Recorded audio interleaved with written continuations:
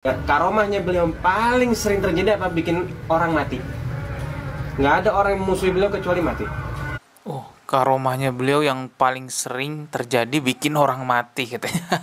Astagfirullahaladzim, ini karomah apa ini? Karomahnya beliau paling sering terjadi apa? Bikin orang mati. Nggak ada orang yang memusuhi beliau kecuali mati. Beliau pernah bilang apa? Tahu nggak? Ada orang di muka bumi ini yang kalau dia marah, Allah pun marah. Man ya katanya. Man ya ammi. Katanya beliau, ana katanya. Jadi beliau nih kalau udah ngamuk sama. Jadi kalau dia marah, Allah juga marah. Seolah-olah itu tersambung dekat dengan Allah lah gitu ya. Kalau dia marah, Allah pun marah. Man ya katanya. Man ya ammi. Katanya beliau, ana katanya. Jadi beliau nih kalau udah ngamuk sama orang, nggak lama orang itu meninggal. Dulu waktu kalau dia ngamuk sama orang, nggak lama orang itu mati. Nggak lama orang itu meninggal. Loh. Dulu sewaktu-waktu ada satu orang. Kalau ada orang mau mati, ini beliau nyuruh khodimnya nanti sebutkan nama fulan. Seperti kayak tadi, la ilaha illallah Muhammad Rasul. Fulan bin fulan saya mut. Fulan bin fulan saya mut. Fulan besok mati. Fulan besok mati. Nah, beliau kalau ada orang mau mati, setelah disebutkan 3 hari mati. Jangankan tinggal sebut namanya ya, 3 hari mati gitu ya. kalau ada orang mau mati, setelah disebutkan 3 hari mati. 3 hari. Jangankan orang, hewan masuk ke kebunnya dia, itu langsung mati. Hewan juga bisa mati kalau masuk ke tokonya dia. Astagfirullahaladzim, ini karomah apa? Kita lihat lagi video lainnya ya. Banyak sekali hal-hal aneh dari cerita-cerita mereka ya. Habib Abdurrahman As-Segaf yang kita kenal manaqibnya, diantaranya beliau seseorang yang membaca Al-Quran 4 kali khatam siang dan 4 kali malam. Berarti sebulan 240 kali khatam Al-Quran. Insyaallah malam ini kita ziarah ke makam beliau. Dan itu Tar. Ini apa yang di belakang ini? Insyaallah malam sebulan 240. Nah, ini apa yang di belakang nih? Orang nyiumin tembok gitu ya? Kayak orang Yahudi. Al-Quran. Insyaallah malam ini kita ziarah ke makam beliau. Dan itu coba kita, artinya kita bertafakur, berjalan dari Tarim itu ke sini. Juga diriwayatkan beliau ziarah pada bulan Muharram, makanya ziarah khas. Di atas itu tempat ibadahnya Syekh Abu Bakar bin Salim, yang insyaallah setelah ini kita mendatangi makam Syekh Abu Bakar bin Salim. Beliau 40 tahun sembahyang subuh di wudu Isya. Dan 15 tahun sembahyang subuh di wudu Isya. Berarti nggak kentut, nggak kencing gitu ya. 40 tahun tuh. Duduk tawarruk. Duduk kayak tasyahud awal itu menghadap kiblat 15 tahun. Ada ma'bad beliau di masjid nantinya. Dan beliau juga dalam setahun ini ada musim panas seperti ini. Setiap musim panas ini selama 3 bulan Syekh Abu Bakar bin Salim selalu berpuasa. Meriadah, melatih diri sendiri. Puasa selama 3 bulan gitu ya. Oke, kita lihat lagi video lainnya. Ini banyak sekali ya. Ini apa nih? Cium jangan pakai dididikin, cium. Mahal kholwahnya beliau. Cium.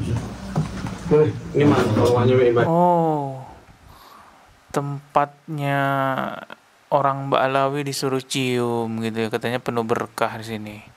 Walah. Tanya beliau. Pernah dibilang katanya Ijtama al-jami' auliya asri fi hadha seluruh auliya di zaman beliau ngumpul di sini.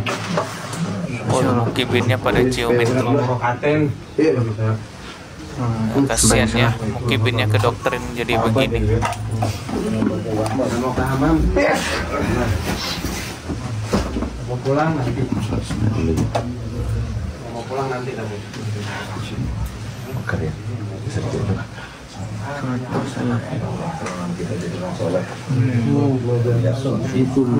Dicium-cium semua tuh tempatnya.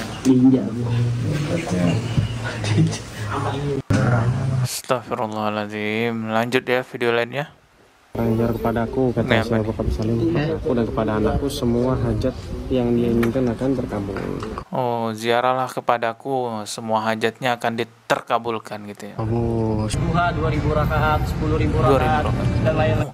Salat 2000 rakaat, 10.000 rakaat. Yang dimana siapa yang punya hajat datang ke Masjid Ba'alawi, lalu sholat di tempatnya Imam Faqih, bukan di ujung sebelah sana tadi, sudah dikasih tahu ya. Nah, insya Allah berkatilah dengan Masjid Ba'alawi, dengan karamah Masjid Ba'alawi. Oh, siapa yang sholat di Masjid Ba'alawi semua hajatnya terkabulkan. Membangun masjid ini kecuali ada Rasulullah sembahyang di sini. Oh, ada Rasulullah di situ katanya. Empat sahabat itu Sayyidina Abu Bakar, Umar, Utsman, Ali. Tidak ada. Dan dikatakan juga yang empat ini yang memajak Imam Syafi'i, Imam Ahmad, Imam Ahmad itu. Ajar kepadaku. Astagfirullahaladzim.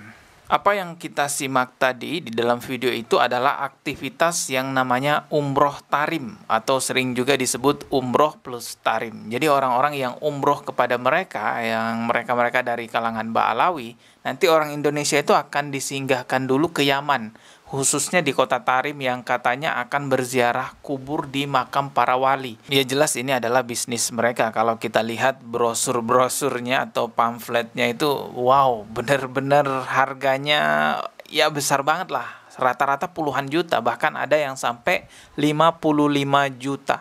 Sebenarnya nggak ada masalah juga kalau mereka mau bikin bisnis traveling ke Tarim, ke Yaman gitu, nggak ada masalah. Silahkan saja bikin bisnis seperti itu selama legal ya, ada izin dan segala macamnya. Yang jadi masalah adalah orang-orang Indonesia yang diajak ke Tarim untuk ziarah ke sana, ujung-ujungnya didoktrin khurafat yang sangat parah sekali. Hal seperti inilah yang nggak bisa kita benarkan. Anda silahkan saja bikin bisnis travel ke Yaman kah, travel ke Mesir kah, kemana saja silahkan. Tapi kalau sudah membawa-bawa syariat Islam lalu merusak ajaran Islam, astagfirullahaladzim, ini yang perlu kita luruskan, ini yang perlu kita kritisi. Kasihan orang awam bayar mahal-mahal sampai puluhan juta tujuannya untuk mendekatkan diri kepada Allah, tapi ujung-ujungnya malah rusak tauhidnya. Pulang ke Indonesia bukannya malah semakin kuat tauhidnya, malah semakin hancur. Bisa jadi mereka sebelum berangkat itu jual aset dulu loh. Bayangkan tuh puluhan juta, ada yang 30, ada yang 50, mungkin ada juga yang 60. Mungkin sebelum berangkat orang-orang Indonesia itu jual tanah, jual rumah, atau jual aset-aset lainnya.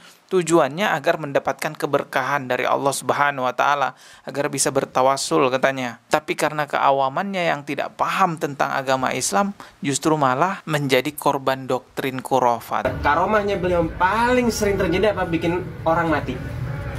Nggak ada orang yang memusuhi beliau kecuali mati. Setiap orang yang memusuhi beliau katanya pasti mati. Astagfirullahaladzim, Rasulullah aja nggak sampai segitunya ya. Rasulullah itu sampai dilempari batu berdarah-darah, tapi Rasulullah tidak mendoakan kebinasaan kepada orang yang melemparinya batu. Tapi memang cerita-cerita karomah mereka itu seolah-olah lebih hebat daripada mukjizat yang Allah berikan kepada Rasulullah Sallallahu Alaihi Wasallam. Banyak sekali cerita-ceritanya.